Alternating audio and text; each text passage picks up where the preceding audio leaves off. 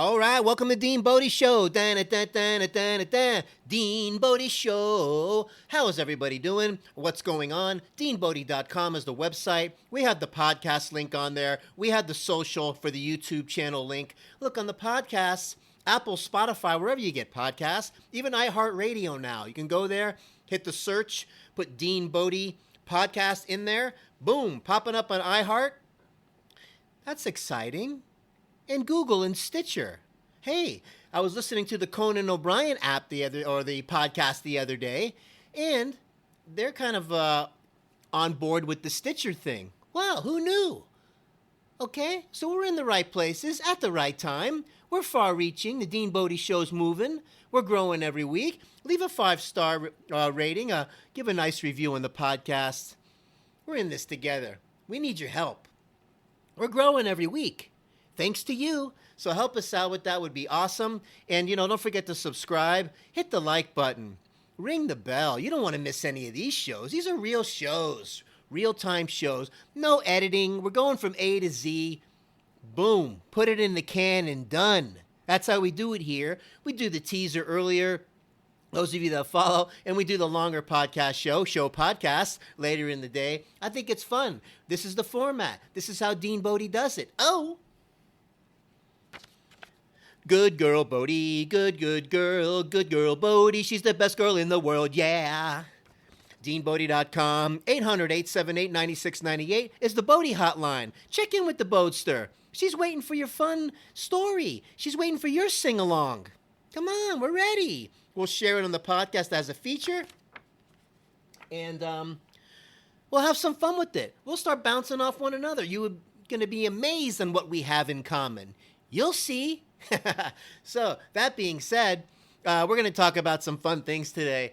And, wow, one thing that I got to talk about, well, since it's kind of close to the 4th of July, let's get into this story about my little fireworks story. That wasn't a good one. Didn't end very well.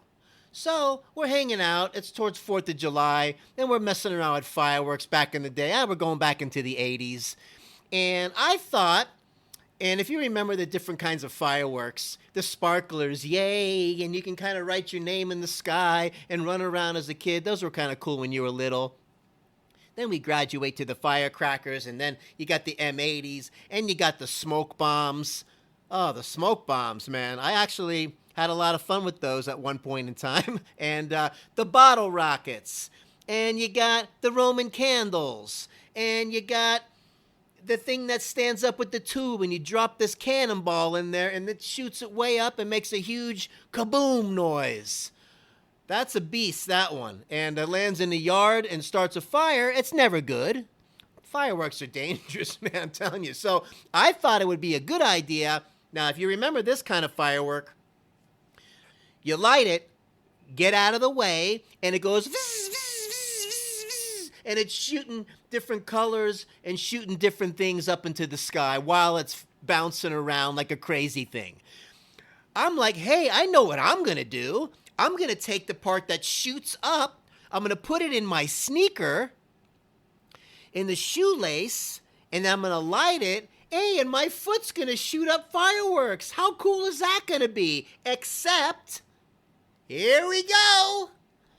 It was pointing down towards my foot. Oh, yeah. I'm talking about, you want to talk about pain. I'll give you a little demonstration of how that felt. Ah! My foot's on fire! Ah! Kind of like that. Not good, universal face on that one. For real. So it burned a few layers of skin off of my foot, and that had a nice little round scar for a while.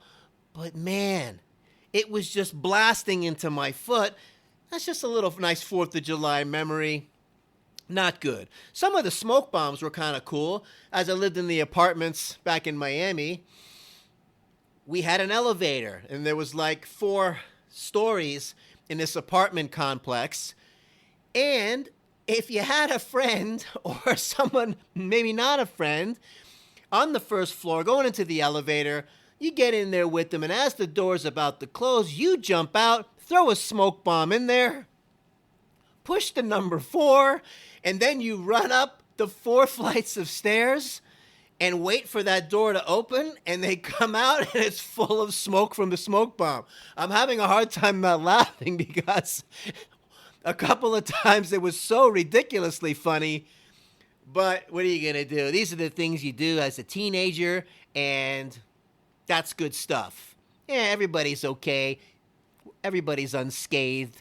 Maybe some emotional trauma. Maybe that's it. So, Bobby's headed to the city tonight through the lights in a hot new rent-a-car. It's a scene on Sunset Boulevard. Say goodbye to Hollywood. Say goodbye, my baby. Say goodbye to Hollywood. Say goodbye, my baby. Billy Joel sing-along. Whoa, that's not easy. Hey, I made up some of the words. That's the fun part of it. Make them up. Do you. Do you. Making up your own words, as you've been doing with most of the songs through your life anyway. Unless you have one totally memorized. You know. We're going dinner on a suit of the beat da da do da da dee ba dee dee doo. Ya da da da dee da. Ya da da da dee da da. Ba da da da da da da. Say goodbye, my baby. Awesome, man. He's got so many hits. We might be going down a little Billy Joel for a few days. Who knows? I don't know. We'll see. KC's still the top. KC and the Sunshine Band, number 1 in my book. Billy Joel's not far behind, but we'll have some fun with that too. I'm going to take you on you ever just trust somebody that you shouldn't have trusted? Here's an example. On my way to school one time, I pick up a friend. This is high school, and we're cruising in my 71 Le Mans Sport. Hold on, let me get a little situated for this one. Hey, Millie. Yeah? He's talking about a story one time about trust. And going to school and trusting somebody. Oh, wow. That sounds cool. We're cruising in my car, going down. I remember going to high school. And you can go off this little access road and kind of, I don't know, it was like a little kind of a shortcut across and then into the school parking lot. So, we get there, and if you've ever been in this situation, I'm sure you have as a driver, there's a long line waiting in the turning lane as you're trying to cross. And you need a gap to start inching your way to get across, right? So, that time of the day, these lines in that turning lane were crazy long. So you'd want someone to kind of let you in as you're inching through the kind of the intersection area there, and you have your friend on the passenger side. He's looking, and you're trying to look, and his big head is in the way, and then you decide you're going to just trust him to say it's okay to go. Bad idea. Bad idea. So as he's looking, and I'm like, are we good? And he goes, yeah, you're good. You can go. So I hit the gas, and whammo! We run into a nice, beautiful, late 70s model Corvette. Let me tell you something. The guy got out and wanted to kill me. Okay? It turned out that someone was kind of sticking up for me that was watching, saying he was speeding anyway. It wasn't really your fault, and blah, blah, blah. Ended up working out. His car, that made out of fiberglass, had a nice little, it was not looking good. And it ruined my front end, and my car was never the same either. So, needless to say, I never talked to that friend ever again. It's a true story. It turns out that he was, and this is on a previous episode, he was the manager over at the Taco Rosa when I was working. And I think the last name was Brown. And that's the night that he showed off with his mopping skills after the owner was like, let him show you how to mop. And he didn't like the way I was mopping. And then the owner said to me, why don't you just take a couple weeks off? And I looked at him and I said, how about if I take a month off? And I got out of there. That was an early sign right there. I shouldn't have trusted the guy telling me that I could go. Always use your judgment. And if you're the passenger, get your big head out of the way so the driver can see what's going on. Anyway, very upsetting day. And this is what happens in life, and you keep moving forward. Now, I'm going to get and take a little hard right turn here and talk about some stories with optometry. I've been an eyeglass wearer for a long time. Those of you that listened to a previous episode had surgery when I was a kid. We had to correct the lazy eye, and we had to wear a patch in second grade.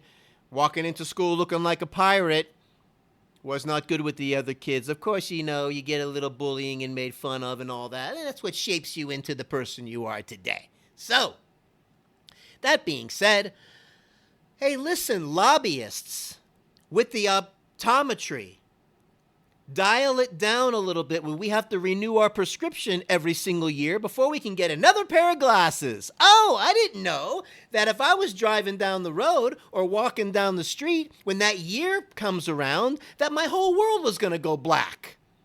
Right on the year. That's why we need to do it. Hey, listen, Mr. Eye Doctor Guy, how about if I come to your office and I say, look, when I take these off, can't see what's going on. When I put them on, I see really well.